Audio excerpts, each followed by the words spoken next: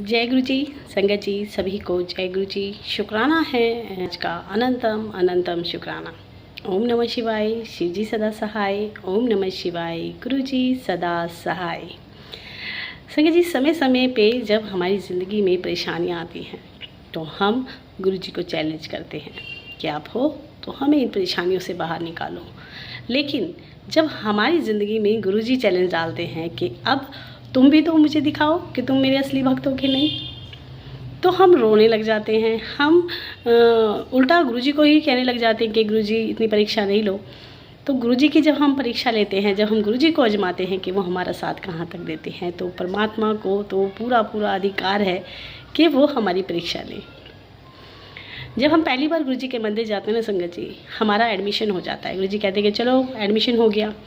अब एडमिशन होने का मतलब ये तो नहीं है कि आपकी टेस्ट नहीं होंगे, आपको जीवन में कुछ सिखाया नहीं जाएगा, आपको किसी चुनौती का सामना नहीं करना पड़ेगा, या आप में जो कमियां हैं वो दूर नहीं की जाएंगी। इसीलिए तो एडमिशन लिया है, ताकि हम अपनी कमियों को दूर कर कर प्रभु के चरणों में अपना मन लगा सकें। लेकिन उससे पहले संगत जी, आज जो मैं सत्संग शेयर करने वाली हूँ बहुत प्यारा सत्संग है, प्लीज़ सुनिएगा। बहुत ही प्यारा, बहुत ही प्यारा। लेकिन उससे पहले एक छोटा सा प्रसंग संगत जी, जो आपके दिल को छू जाएगा और शायद गलतियां करना हम थोड़ा सा कम कर देंगे। ये जो प्रसंग है संगत जी, ये इस तरीके से है कि एक इंसान सुबह सुबह उठता है, डोर बेल बजती है। परमात्मा के अक्सर भगवान के मंदिर जाता था, माथा टेकता था, मतलब एक डेली रूटीन था। लेकिन मन में कहीं ना कहीं शिकायत होती थी कि भगवान, हम तो आपको दिखते हैं लेकिन आप हमें तो नहीं दिखते। तो जब डोरबेल खोली तो देखा एक लंबा डील डोल व्यक्ति, अच्छा आकर्षण वाला, जिसको देखते ही मतलब मन में आकर्षण उत्पन्न हो जाए, लगे कि भाई हाँ कुछ हो रहा है, ऐसा व्यक्ति। तो उन्होंने कहा कि हाँ जी बोलिए। बोले बोलिए, मैंने तो तुझे इतनी बढ़िया उपलब्धि दिलाई है, मैंने तुझे इतना बड़ा अवसर बनाया है, तू मुझे नहीं पहचानता। तो उसने कहा कि माफ़ कीजिएगा, मैंने तो आपको नहीं पहचाना। बोले रोज़ तो शिकायत करता है कि भगवान तुम मेरे सामने नज़र नहीं आते हो, आज नज़र आ रहा हूँ तो पहचान नहीं रहा है। तो उसने कहा कैसी मजाक वाली बातें आप कर रहे हो, आप भगवान कैसे हो सकते हो। तो कहते हैं कि मैं ही भगवान हूँ, आज मैं पूरा दिन तेरे साथ रहूँगा, लेकिन शर्त यह है कि तेरे अलावा मुझे कोई और नहीं देख पाएगा, बस सिर्फ तू देख पाएगा। संगत जी, बड़ा अजीब उसको लगता है कि व्यक्ति अपने आप को भगवान प्रूफ करने में लगा हुआ है, ऐसे कैसे कोई भगवान हो सकता है। लेकिन इतनी देर में पीछे से माँ की आवाज़ आती है और माँ कहती है कि बेटा क्या कर रहा है, गेट पे कोई खड़ा नहीं है, किसके साथ बातें करके मुस्कुरा रहा है। उस व्यक्ति को विश्वास हुआ कि अरे ये तो वाकई मेरे अलावा किसी और को नहीं दिख रहे हैं। तो भगवान वाली मुस्कुराहट लेते हुए उसने कहा कि चलो। अंदर गया, माँ ने चाय बनाई थी। अब जैसे ही माँ ने चाय बनाई, क्योंकि रोज़ की आदत, हमारी रूटीन वाली आदत के सब पे रोब जमाना है, सबको जो हमारा डेली रूटीन होता है, थोड़ा सा हमारी दिनचर्या होती है। तो एकदम चाय जैसे ही पी का फिर चिल्लाया, बोला माँ कितनी बार बोला है मैंने तुम्हें कि इतनी मीठी चाय मत बनाया करो। लेकिन ये कहते कहते वो रुक गया, क्योंकि साइड वाली सीट पर वो व्यक्ति बैठा था और वो देखकर उसको मुस्कुरा रहा था। अब उसे लगा कि अरे ये तो भगवान है, आज तो मैं इनकी नज़र में हूँ, आज तो मुझे बड़े अच्छे से व्यवहार करना चाहिए। तो उसने मुस्कुराते हुए कहा कि कोई बात नहीं माँ, हो जाता है, आपकी उम्र हो गई है, मुझे ही माफ़ी मांगनी चाहिए। माँ को बड़ा अजीब लगा, आज इसको क्या हो गया, आज तो ये बड़ा चीनी कम ज़्यादा होने के बाद भी अलग ही रवैया आजमा रहा है। इतनी देर में जाने की तैयारी करने लगा। चलते चलते गाड़ी में जाके बैठा, देखा तो पास वाली सीट पर वही व्यक्ति कि भगवान आप भी चलोगे। बोले हाँ, आज तो मुझे पूरे दिन से साथ रहना है। अब सीट बेल्ट लगाई, पूरे रूल फॉलो किए, सब तरीके से करके दिखाना पड़ा था, क्योंकि साथ में भगवान बैठे थे। लग रहा था कि आज मैं भगवान की नज़र में हूँ, आज तो मुझे पूरा अपने आप को ठीक दिखाना पड़ेगा, क्योंकि भगवान देखेंगे तो कहेंगे कि ये कैसे अपनी माँ के संग बर्ताव करता है, या कैसे ये गाड़ी में ठीक से रूल रेगुलेशन नहीं फॉलो करता है। तो अपने आप को थोड़ा सा अच्छा दिखाने के लिए कि भगवान की नज़र है आज मुझ पर, थोड़ा सा अपने आप पे कंट्रोल करते हुए अच्छा बनने की कोशिश। संगत जी थोड़ा आगे चला और वही फ़ोन पे बातें करने लगा। और जैसे व्यवहार होता है बहुत से लोगों का कि फ़ोन पे गाली गलौज करना, बोलना, कि इतनी देर में बोलने ही वाला था, अचानक फ़ोन ऐसे करके नज़र गई और कहा कि अरे आज तो मैं भगवान की नज़र में हूँ, आज तो एक भी अपशब्द नहीं बोल सकता। भगवान कहेंगे कि तुझे मैंने इतना सब कुछ सिखाया, तूने कुछ नहीं सीखा। अब भगवान की नज़र में होने का डर और अपने आप को सुधारने का प्रूफ करके दिखाना कि भाई मैं बहुत अच्छा इंसान हूँ। लेकिन कहीं ना कहीं ये भूल जाते हैं कि भगवान सिर्फ एक दिन नज़र नहीं रखते, वो हमेशा बिना हमें दिखे भी हम पे नज़र रखते हैं। ऑफिस में पहुंचा, जैसे ही अपना रोब झाड़ना, अपने आप को अच्छा दिखाना, सब नमस्ते करे तो जवाब नहीं देना, लेकिन आज कुछ और ही नज़ारा था। भगवान उसके साथ साथ थे और वो सबको मुस्कुरा के हाय हेलो कर रहा था, क्योंकि आज भगवान की नज़र में था।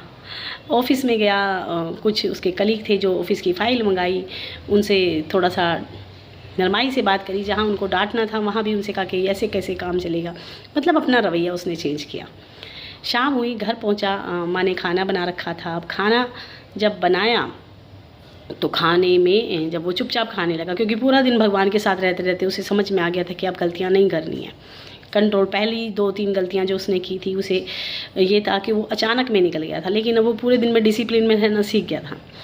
तो शाम हुई, जब घर आया और माँ ने खाना परोसा तो उसने चुपचाप खाना खाया। लेकिन खाना खाने से पहले जब देखा कि पास वाली सीट पे या कुर्सी पे भगवान बैठे हैं, तो उन्होंने पहली बार ज़िंदगी में उनसे कहा कि भगवान जब आप बैठे हो तो पहला निवाला आप लीजिए। भगवान ने मुस्कुराते हुए पहला निवाला अपने मुंह में डाला, खाना खा लिया। माँ बड़ी हैरान कि बेटा रोज़ तो तू बड़ी कमियाँ निकालता है, आज तुझे कोई कमी नज़र नहीं आई। बोला नहीं माँ, आज पहली बार समझ में आया कि ये खाना नहीं, ये प्रसाद है, और प्रसाद में कभी कमियां नहीं निकाली जाती। अब यही बात सोचने में माँ लगी थी कि आज इसको हो क्या गया, इसको क्या माता आ गई, आज तो इसका कुछ और ही रूप है। बेड पे गया और भगवान ने कहा कि जहाँ तू रोज़ किताबें पढ़ता है, अपने आप को सुलाने के लिए बहुत सारी चीज़ें करता है, आज तुझे कुछ कोशिश नहीं करने की ज़रूरत है, आज मैं तुझे सुला दूँगा। और भगवान ने ऐसे हाथ फेरा और वो सो गया। सोने के बाद अचानक एक बहुत ज़ोर की आवाज़ हुई और आँख खुली और देखा, माँ ने जगाया कि बेटा उठेगा नहीं, आज इतना लेट हो गया। जब उसने देखा और चारों तरफ देखा कि ये क्या हुआ, तो समझ आया कि ये सपना था। लेकिन एक सपना उसे जीने का सबक सिखा गया। अब वो एक दिन के लिए वो वाली ज़िंदगी नहीं जीना चाहता था जो उसने भगवान की नज़र में रहकर जी थी। अब वो हर पल हर दिन ऐसे जीना चाहता था कि भगवान मुझे देख रहे हैं, मैं उनकी नज़र में हूँ और मुझे गलती से भी गलती नहीं करनी है। कभी कभी ऐसी चीज़ें हमारी ज़िंदगी में होती हैं और हम एक अच्छी जगह जाकर अपने आप को परफेक्ट दिखाते हैं कि अरे हमें अच्छा बन के दिखाना है। ऐसी कोशिश हम कई बार बड़े मंदिर भी करते हैं, कोशिश कि हम अच्छा बन के दिखाएं। हमारा मानना ये होता है कि जब हम भगवान के दर पे जाते हैं तो सिर्फ भगवान हमें तभी देख रहे होते हैं। संगत जी, भगवान की नज़र इतनी विशाल है ना कि आप दुनिया के किसी भी कोने में हो, उनकी नज़र से नहीं बच सकते। तो कोशिश करें कि जब भी कोई कार्य करें या किसी के संग किसी को नीचा दिखाएं या किसी के संग गलत व्यवहार करें, तो एक बार मन में ज़रूर सोचें कि आप भगवान की नज़र में हैं। और जब हम उनकी नज़र में होते हैं तो वो सपने वाला काम नहीं करना कि एक दिन के लिए हमें सुधर के दिखाना है। हमें हमेशा ऐसे काम करने, गुरुजी जब भी तो कहते हैं कि पूरा दिन की दिनचर्या तुम बैठकर मुझे बताया करो। और बताने के लिए वो नहीं होता संगत जी कि हमने अच्छा क्या किया, वो तो भगवान ने देख लिया। लेकिन जब हम बार बार बैठ के गुरुजी के सामने अगर हम कोई गलती करते हैं कि आज तो भगवान मैंने गुरुजी उसको इतना गंदा बोला, आज मैंने मेड के संग गलत व्यवहार किया, आज मैंने ये किया, तो एक दिन बताते बताते हमें शर्म आने लगेगी कि हम अपने गुरुजी को क्या बता रहे हैं। फिर करने से पहले सुधारेंगे कि आज शाम को जब हम गुरुजी के पास बैठेंगे तो वो सब नहीं बताना जो हम रोज़ बताते हैं, आज हमें कुछ अच्छा बताना है। इसीलिए ने कहा गुरुजी ने कि मुझसे बातें किया करो, पूरे दिनचर्या बताया करो, ताकि हम अपने में सुधार कर सकें। आज जो सत्संग है संगत जी, अंकल जी का, अंकल जी गुरुद्वारे जाते थे,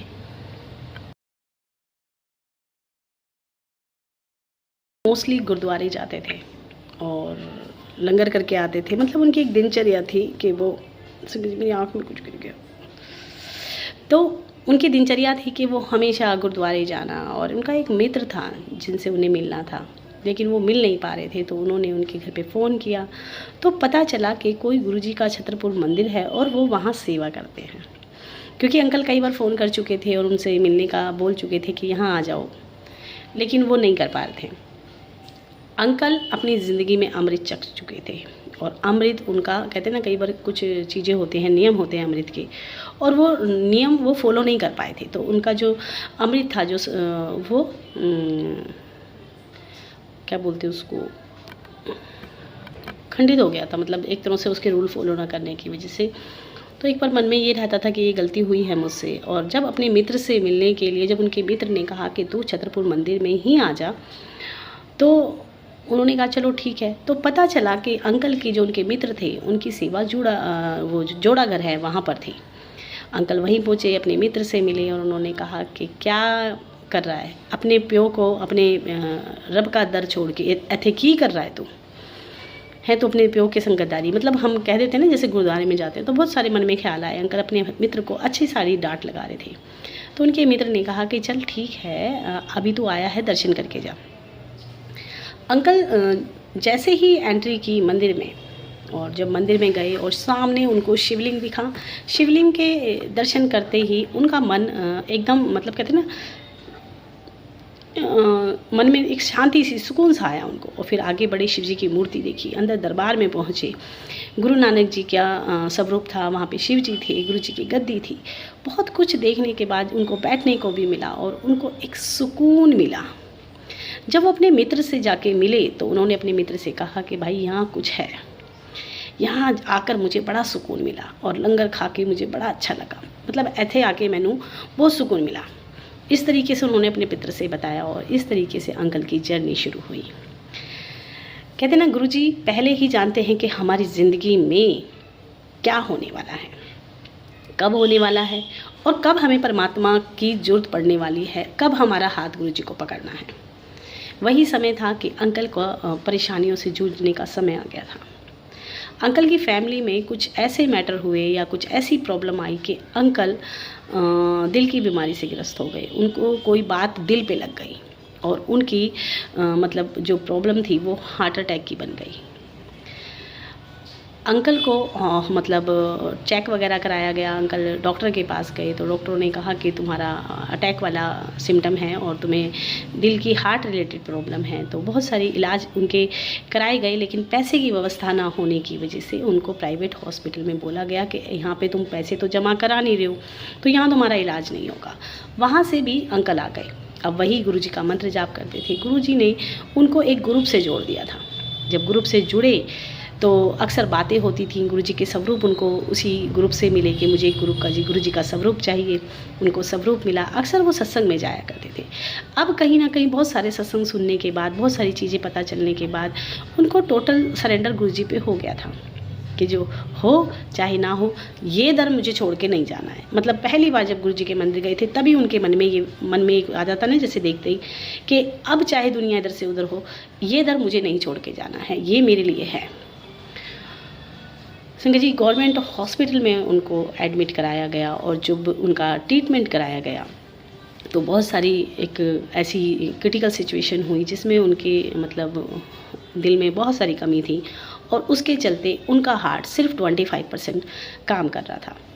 डॉक्टरों ने ट्रीटमेंट किया, जो कर सकते थे वो किया और उन्होंने उनको सजेस्ट किया कि आप अब 2 नियम फॉलो करोगे।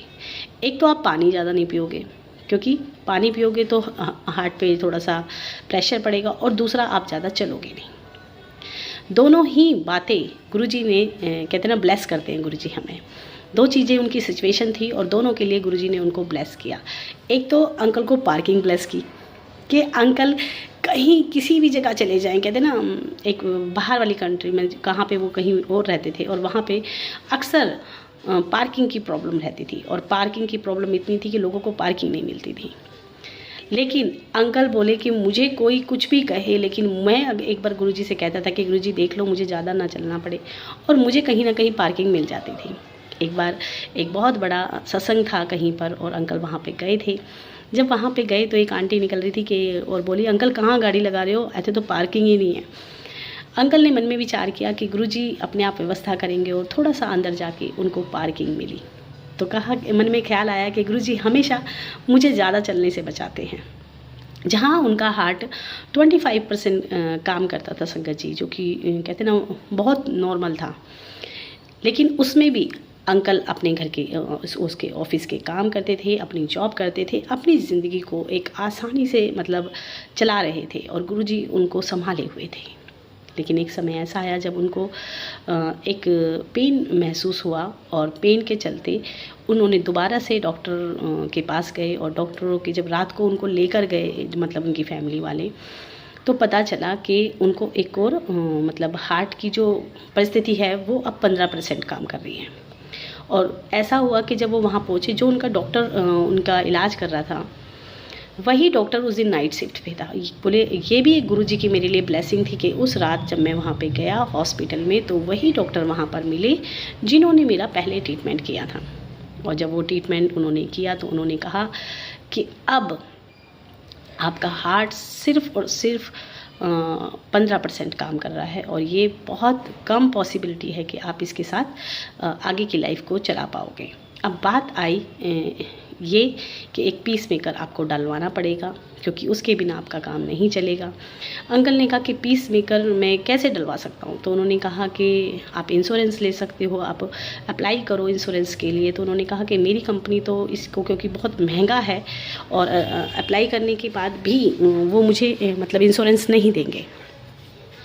कंपनी में बात की गई और क्योंकि वो 8-10 लाख का आता था पीस मेकर, और डॉक्टरों ने कहा कि आप इंडिया जाके डलवाओ उसको, वहाँ पे आपको सस्ता पड़ेगा।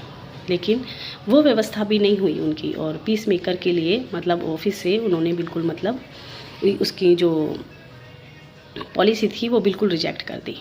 अब एक दिन अचानक हॉस्पिटल से एक फ़ोन आया और उन्होंने कहा कि अंकल वो सर आपका ना पीस मेकर का वो था, आपका ऑपरेशन होना था, आपको पीस मेकर की नीड थी। बोले हाँ वो तो जब लगेगा ना जब मेरा पॉलिसी जो है वो ऑफिस वाले दें।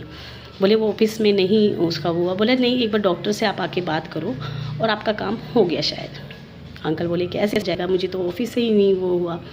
तो उन्होंने कहा कि एक बार डॉक्टर से बात करो, आपका काम चाहिए। तो अगले दिन जब डॉक्टर के पास गए तो डॉक्टर से उन्होंने सारी परिस्थिति बताई कि ऐसे ऐसे कैसे हो सकता है। तो फिर भी जब घर आए वो, तो उनके पास कॉल आई कि आपका पीस मेकर का ऑपरेशन है। मेकर लगा और पीस मेकर लगाने के बाद जब वो 2-3 दिन बाद मतलब उनको डिस्चार्ज किया गया, औरों को जैसे 2 या 1 तार लगती है, उनको 3 तारें लगी।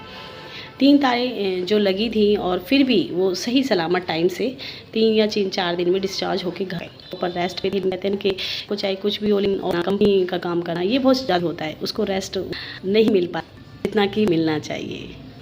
ऐसे संजय जी अचानक तैयार हो रहे और तैयार होते से हाथ रहा था। जब उन्होंने बात किया तो हाथ में बहुत अब पेन था, तो उनकी वाइफ ने कहा कि आपको स्टंट ये पीस में आपका इतना बड़ा ऑपरेशन हुआ है, इस ओपन है। अभी मन ख्याल आया कि क्यों के डॉक्टर को करा जाए। कहा कि एक बार जाके हॉस्पिटल में चेक करा लो। पेन ज़्यादा था। ऑफिस गए, ऑफिस से पहले वो स्कूटर चला के या गाड़ी चला के अपने ऑफिस में पहुँचे, वहाँ पे डॉक्टर के पास पहुँचे और डॉक्टर को जब उन्होंने दिखाया तो डॉक्टर ने कहा कि तू जिंदा है? बोले हाँ, मैं तुम्हारे सामने खड़ा हूँ। बोले तेरी मौत 4 दिन पहले ही हो चुकी, जिस हिसाब से मैं तेरे को देख पा रहा हूँ। बोले तेरे जब तो तार डले वो पत्थर निकलने की बात में 6 और उससे अंदर ब्लड डलना शुरू हो गया। तो ब्लड निकलने के बाद ये हो ही इंसान दा, तो तेरी तो हो चुकी, तू कहता है? बोला मैं सही सहमत हूँ, अभी तो मैं स्कूटर अपना गाड़ी चला के आई और तुम कह रहे हो कि ऐसे। बोले हाँ, मेरे को 4 दिन पहले बहुत पेन था, लेकिन मैं गाड़ी चला के आया हूँ, मैं खुद से आया हूँ अपनी गाड़ी चली। तो डॉक्टर ने कहा ये बहुत बहुत बहुत अजीब चीज़ है, क्योंकि ऐसा होता नहीं है, क्योंकि ब्लड का निकलना मतलब हार्ट में लीकेज होना ही था प्रॉब्लम। तो उन्होंने कहा कि जो तार की वो चुभी है उसकी वजह से ब्लड निकलने की कम गया है। और उन्होंने कहा कि अब तो ऑफिस में ऑपरेशन करना पड़ेगा। संगत जी इस बीच में जब उनका ऑपरेशन जिससे जुड़े हुए थे उनको उन्होंने सारी बताई थी कि मुझे ये परेशानी है, मैं अपना ऑपरेशन कराने जा रहा हूँ। तो संगत ने उनको कहा कि आप परेशान नहीं होना, गुरुजी आपके साथ हैं, आपका सब चीज़ें ठीक होंगी और हम सब आपके लिए मंत्र जाप करेंगे। अंकल बताते हैं कि गुरुजी की संगत इतनी प्यारी है कि सब ने मेरे लिए नॉन स्टॉप मंत्र जाप किया। जब मेरा ऑपरेशन चल रहा था तो वो लगातार मंत्र जाप कर रहे थे और संगत ने मुझे बुलाई। एक आंटी हैं जिन्होंने कहा कि जब तक आपको दिमाग में याद रहे, आपका दिमाग काम करे, आप बोल सके, मन मन में मंत्र जाप करना, आपको गुरुजी सही सलामत लेके आएंगे। और संगत जी ऐसा ही हुआ कि पीस मेकर की तार निकली और वो हार्ट में भी चुभी और ब्लड भी निकला। डॉक्टर भी हैरान थे। और जहाँ हम अपने गुरुजी की बात करते हैं, डॉक्टरों के डॉक्टर हमारे गुरुजी जो हमेशा हमारे लिए सहाय होते हैं। और उनके बाद उनका ऑपरेशन हुआ। ऑपरेशन होने के बाद दोबारा से वो पूरा प्रोसेस हुआ। अब वो गुरुजी जानते हैं कि कौन सा कर्म कटा रहे थे, कि कौन सी ब्लेसिंग दे रहे थे। महाराज की कृपा और महाराज की करनी हम नहीं समझ सकते। हमारा छोटा सा दिमाग है और इस दिमाग में भी बहुत कुछ चीज़ें हैं जो हमारी समझ से बाहर हैं। इस तरीके से अंकल को गुरुजी ने ब्लेस किया। और अंकल जो हमेशा पहली बार जब गुरुजी से मिले थे तो उनके मुंह से एक ही बात थी कि अपने प्यो नू अपने रब नू छोड़ के अथी की कर रहा है। तो जब जब हमारे मन में ये ख्याल आता है ना संगत जी कि हम कितने ब्लेस हैं जो हम गुरुजी की संगत हैं। जब कहते ना आप डॉक्टर के पास पहुंच जाते हो तो आपको लगता है कि अब डॉक्टर की टीम आपको संभाल लेगी। ऐसे ही हमारे डॉक्टर गुरुजी हैं, हमारे जीवन के डॉक्टर गुरुजी हैं। जब हम गुरुजी के पास तक पहुंच गए, हम उनकी संगत बन गए, तो आगे का काम गुरुजी का है, हमारा नहीं है। हम अरे बस में मंत्र जाप भी करना नहीं है, वो भी महाराज की कृपा होती है तो हम कर पाते हैं। अदरवाइज़ बीच बीच में हम तो वो भी भूल जाते हैं। तो जब भी आपको वो लगे कि आप अपना मंत्र जाप नहीं कर रहे हो, आप गुरुजी के सिमरन में नहीं हो, तो उनसे अरदास करो। महाराज सब कुछ करते हैं और सब कुछ करने की सामर्थ्य रखते हैं। आज के लिए इतना ही। संगत जी जय गुरु जी, शुक्राना गुरु जी, अनंतम अनंतम शुक्राना। ओम नमः शिवाय, शिव जी सदा सहाय। ओम नमः शिवाय, गुरु जी सदा सदा सदा सहाय। जय गुरु जी।